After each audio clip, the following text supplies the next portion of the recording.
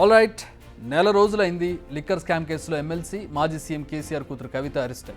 Bail పిటిషన్లు, custody పిటిషన్లు, victory symbols, మీడియాకు లేఖలు ఇలా జరిగిపోతూనే ఉన్నాయి. కవిత తిహాడ్, రౌజ్ ఎవెన్యూ కోర్టు మధ్య చక్కర్లు కొడుతూనే ఉన్నారు. బట్ ఇక్కడ ఒక చిన్న విషయం ఎవ్వరూ గమనించడం లేదు. అదేంటంటే బీఆర్ఎస్ అధినేత కేసీఆర్ తన కూతుర్ని చూసేందుకు ఒక్కసారి కూడా వెళ్ళలేదు. సరే, కనీసం ఆమె పేరు కూడా ఎత్తడం లేదు. ఎందుకు? దీని వెనక కారణాలేంటి? కల్వకుంట్ల కవిత ఈడీ కేసులో అరెస్ట్ అయి నెల రోజులైంది. ఇప్పటి వరకు భర్త అనిల్ కుమార్, అన్న కేటీఆర్ సహా అనేక మంది కుటుంబ సభ్యులు కవితను కలిసేందుకు ఢిల్లీకి వెళ్ళారు. కానీ కేసీఆర్ మాత్రం ఒక్కసారి కూడా వెళ్ళలేదు. ఇటీవల కేసీఆర్ ప్రెస్ మీట్లు పెట్టి అనేక విషయాలు మాట్లాడారు. కానీ అందులో కూడా కవిత పేరు ఎక్కడా వినిపించలేదు. ఇదే కాస్త ఇంట్రెస్టింగ్గా ఉంది. ఎందుకు కేసీఆర్ కవిత పేరును కలవరించడం లేదు? తమ ఓటమికి ఢిల్లీ లిక్కర్ స్కామ్ ఒక కారణమని కేసీఆర్ భావిస్తున్నారా? తనకు చెప్పకుండా లిక్కర్ దందా చేశారని ఆగ్రహమా? చేసిన తప్పుకు శిక్ష అనుభవించాల్సిందే అన్న కర్మ సిద్ధాంతాన్ని ఫాలో అవుతున్నారా? ఏంటి రీజన్? కేసీఆర్ ఎందుకు మాట్లాడడం లేదు? ఒకసారి వెనక్కి వెళదాం. ఢిల్లీ లిక్కర్ స్కామ్ ఇప్పటికిప్పుడు తెరపైకి వచ్చింది కాదు, ఎన్నో ఏళ్లుగా నడుస్తున్న పంచాయతీ. కానీ అప్పుడు ఇప్పుడు అంటే సీఎంగా ఉన్నప్పుడు, మాజీగా మారాక కూడా దీనిపై కేసీఆర్ స్పందించలేదు. ఎన్నికల సమయంలో దాదాపు 50 బహిరంగ సభలు నిర్వహించారు కేసీఆర్. కానీ పల్లెత్తు మాట కూడా ఈ టాపిక్ పై మాట్లాడలేదు. కనీసం బీజేపీ కక్షపూరితంగా తన కూతుర్ని కేసులో ఇరికించింది అనే డైలాగ్ కూడా ఆయన నోటి నుంచి రాలేదు.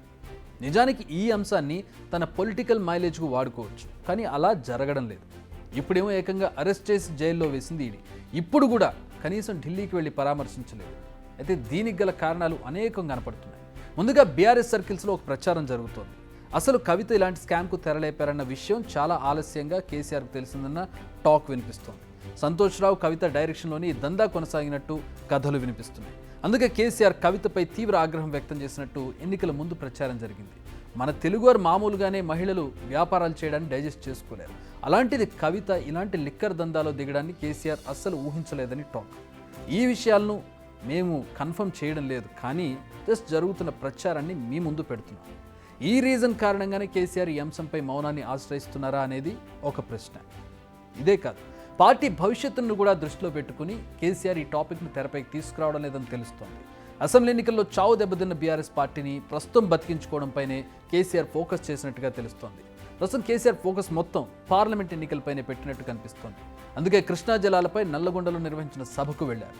కరీంనగర్లో వినోద్ కుమార్కు మద్దతుగా నిర్వహించిన ఎన్నికల మీటింగులకు హాజరయ్యారు. పొలంబాట కార్యక్రమంలో భాగంగా ఉమ్మడి కరీంనగర్, సూర్యాపేట జిల్లాలో పర్యటించారు. చేవెళ్ల మీటింగ్కు కూడా హాజరయ్యారు. ఇన్ని చేసిన ఆయన ఢిల్లీ వెళ్లే ప్రయత్నం మాత్రం చేయలేదు.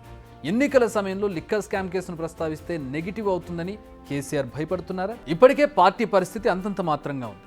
ఇప్పుడు ఈ టాపిక్ను ప్రస్తావించి ఉన్న పరువు కూడా బజారుకి ఇడ్చుకోవడం ఎందుకని అనుకుంటున్నారా అనే ప్రశ్నలు తెరపైకి వస్తున్నాయి.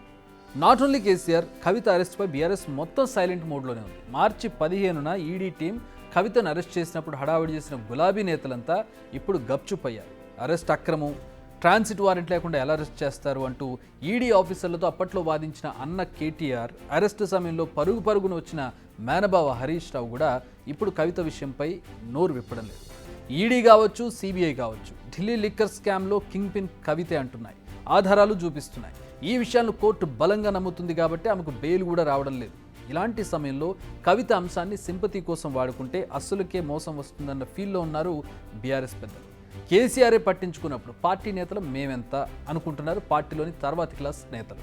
సో ప్రస్తుతానికి కవిత, లిక్కర్ స్కామ్ అన్న పదాలను తన డిక్షనరీ నుంచి కేసీఆర్ తొలగించినట్టుగా అనిపిస్తోంది.